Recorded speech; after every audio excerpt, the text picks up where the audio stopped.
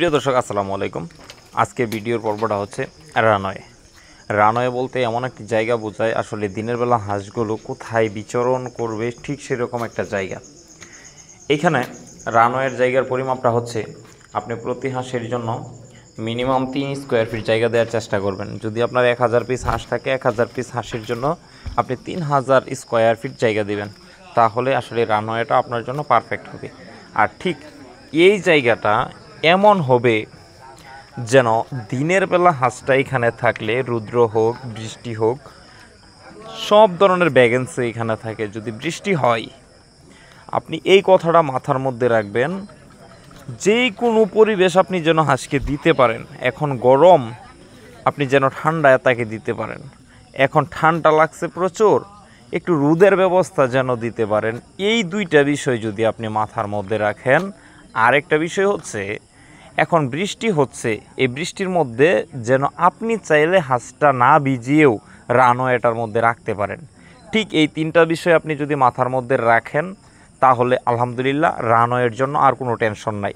আর আপনি এই সামান্য বিষয়টা সামান্য ভাববেন না, এটাও অনেক বড় একটা বিষয়। যদি বৃষ্টি হয় আপনার রানওয়েটার মধ্যে প্রচুর পরিমাণে কাদা হয়ে গেল, এখানে হাঁসগুলোকে রাত্রে যেই গড়টার মধ্যে আপনি রাখবেন সেই গড়টার মধ্যে তো আপনি দিনের বেলা রাখতে পারবেন না। যদি দিনের বেলা সেই গড়টা রাখেন তাহলে সারা দিন যেই পরিমাণ মল ত্যাগ করবে সেটার জন্য আপনার রাত্রে থাকার মতো কোনো পরিবেশ আপনার এই খামারের মধ্যে থাকবে না। তাই দিনের বেলার জন্য আপনার রানওয়েটা অতি জরুরি। আর এই রানওয়েটা শুধু দিনের বেলাই থাকবে এবং দিনের বেলা সারা দিন থাকার পরেও যেন এত পরিমাণে ময়লা না হয় যেই ময়লাটার জন্য আসলে হাঁসের ডিম এদিক সেদিক হতে পারে, প্রোডাকশনটা এদিক সেদিক হতে পারে। আর রানওয়েটা সাধারণত আপনার এটা পাকা করলে সবচেয়ে ভালো হয়। যদি পুরাটুকু পাকা করতে না পারেন 50% পাকা করে রাখবেন। যদি কোনো বৃষ্টি হয় বৃষ্টির সময় আপনি এই হাঁসগুলোকে এই রানওয়েটার মধ্যে এক সাইডে রেখে দিবেন। আবার বৃষ্টি কমে গেলে ওই মাটির যে জায়গাটুকু আছে সেই জায়গাটুকু যেন শুকনা থাকে, শুকনা হয়ে গেলে এই হাঁসগুলোকে আবার ওইখানে ছেড়ে দিতে পারেন। আর এই রানওয়েটার মধ্যে যদি আসলে প্রচণ্ড রোদ থাকে আপনার রানওয়েটার উপরে গাছ থাকতে হবে যেন ছায়া পায়, নতুবা আপনার একটা অনেকটা উঁচুতে একটা ত্রিপলটা নিয়ে দিতে হবে যেন হাঁসগুলোর গায়ের মধ্যে ছায়া লাগে। আর এতটুকু নিচে ত্রিপল দেয়া যাবে না যে হাঁসটার ভিতরে আসলে অক্সিজেনের একটু ঘাটতি হয়, হাঁসটা গেমে যায়, ঠিক এরকম করা যাবে না। আসলে রানওয়েটা কাঁচা হোক বা পাকা হোক আপনার বৃষ্টির সময় যেন একটা ভ্যাকেন্সি পাই, রৌদ্রের সময় যেন একটা ভ্যাকেন্সি পাই। আর মূলত এই রানওয়েটার দক্ষিণ সাইডে গাছ থাকা সবচেয়ে ভালো।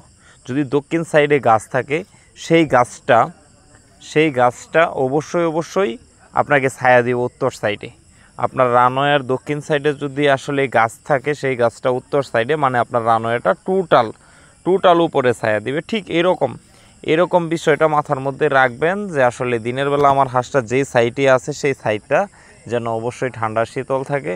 আবার যদি শীতের মধ্যে হয় সে যেন রোদ পায়। এই 2-3টা বিষয় যদি মাথার মধ্যে রাখেন সারাদিন হাঁসগুলো এরকম একটা পরিবেশে থাকলে আপনার খামারের প্রোডাকশন পরিবেশজনিত কারণে একটুও কমবে না।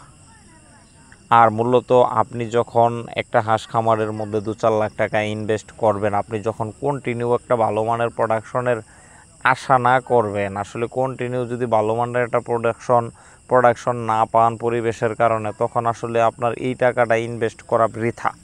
তাই সব ধরনের ভ্যাকেন্সি রেখে হাঁস খামার করা দরকার। আর মূলত আমার এই ভিডিওতে যেই পর্বটা ছিল এটা ছিল রানওয়ের উপরে। আশা করি রানওয়ের বিষয়টা ক্লিয়ার। পরবর্তী যে ভিডিওগুলো আসবে সেই ভিডিওগুলো দেখার জন্য আপনাদের সবাইকে আমন্ত্রণ রইল। আর প্লিজ আমার চ্যানেলটা যদি ভালো লাগে সাবস্ক্রাইব করেন এবং আমার ভিডিওটিতে একটা লাইক দেন।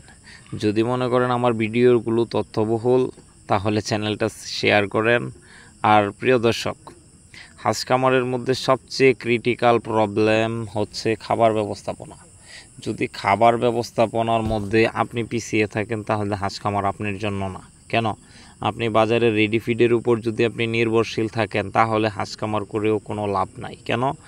আমরা যে খাবারটা 48 টাকা কেজি উৎপাদন করতেছি সেই খাবারটা আসলে 58 টাকা কেজি তারা বিক্রি করতেছে। তারা কি আসলে 58 টাকা করে বিক্রি করে আমরা যদি 1000 হাঁস থাকে, 1000 হাঁসের দৈনিক 150 কেজি খাবারের প্রয়োজন। যদি আমরা 10 টাকা করে বেশি দেই তাহলে প্রতিদিন আমাদের 1500 টাকা বেশি দিতে হয়। এবং যে রেডি ফিডটা আপনি বাজার থেকে কিনে খাওয়ালেন সেই ফিডটার মধ্যে আসলে কি দিছে আপনি জানেন না। আর মূলত সেজন্যই আপনাদের কাছে করজোর রিকোয়েস্ট, কম টাকার মধ্যে ভালো মানের একটা খাবার তৈরি করেন, যেখানে যা যা প্রয়োজন আপনি দিতেছেন, আপনি বুঝতেছেন আপনার হাঁসের কখন কি প্রয়োজন। আপনার যখন হাঁসের ইসেল, এডি, এক ফর্মুলা যেই মেডিসিনগুলো আপনার এক্সট্রা ডোজ দেওয়া দরকার সেটা আপনি দিতে পারতেছেন, যেরকম আমরা খাবার উৎপাদন করার স্বার্থে আমরা যা ব্যবহার করি। যদি এরকমভাবে একটা খাবার আপনি তৈরি করেন, আপনার হাঁস খামারটাকে অনেক গুণে এগিয়ে নিতে পারবেন।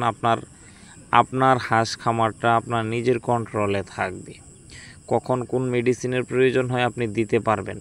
আর যদি এরকম আপনি না পান, এই যে দেখতেছেন খাবারটা, এইরকম খাবারটা আমরা উৎপাদন করতেছি 48 টাকা কেজি। আল্লাহর অশেষ রহমতে এই খাবারটা যতদিন পর্যন্ত আমাদের খামারে অ্যাপ্লাই করতেছি, তারপর থেকে আমাদের খামারে প্রোডাকশন নিয়ে আমাদের কোনো টেনশন করতে হয় না। হ্যাঁ, আল্লাহ পাক যদি অসুস্থতা দেয় সেটা ভিন্ন রকম হিসাব, নতুবা আমার খামারের মধ্যে 75%-এর নিচে কখনো প্রোডাকশন যায় নাই। প্রিয় দর্শক, আপনারাও যদি ওরকম একটা সিকিউরিটিফুল স্থানের মধ্যে আসতে চান তাহলে অবশ্যই টাইটেলে দেওয়া নাম্বারে আমার সাথে যোগাযোগ করেন। যদি আপনারা খাবার উৎপাদন করতে না পারেন, খাবার তৈরি করার যে মেডিসিনগুলো আছে আমার কাছ থেকে নিয়ে যান। আর যদি বলেন যে না ভাই, আমার পেলেট আকারের এই খাবারটা প্রয়োজন, মেশ আকারের খাবারটা পানি দিয়ে মিশিয়ে এটা খাওয়ালে আমার কাছে কীরকম যেন অপরিচ্ছন্ন একটা বিষয় দেখায়, এই খাবারটা আরেকবার যদি খাবারটা খাইতে না পারে তাহলে এই খাবারটা দুর্গন্ধ হয়ে যায়, নষ্ট হয়ে যায়। আমি চাচ্ছি আমার হাঁস খামারটা শৌখিন রাখার জন্য শুকনো অবস্থায় এই খাবারটা দরকার। তাহলে আমি বলবো টাইটেলে দেওয়া নাম্বারে আমার সাথে যোগাযোগ করেন, আমি আপনাদেরকে সর্বোচ্চ সহযোগিতা করব একজন সফল উদ্যোক্তা হিসাবে দেখতে যা যা করা দরকার। প্রিয় দর্শক, আজকে এই পর্যন্তই, দেখা হবে পরবর্তীতে নতুন একটা ভিডিওতে। সে পর্যন্ত ভালো থাকবেন। আসসালামু আলাইকুম।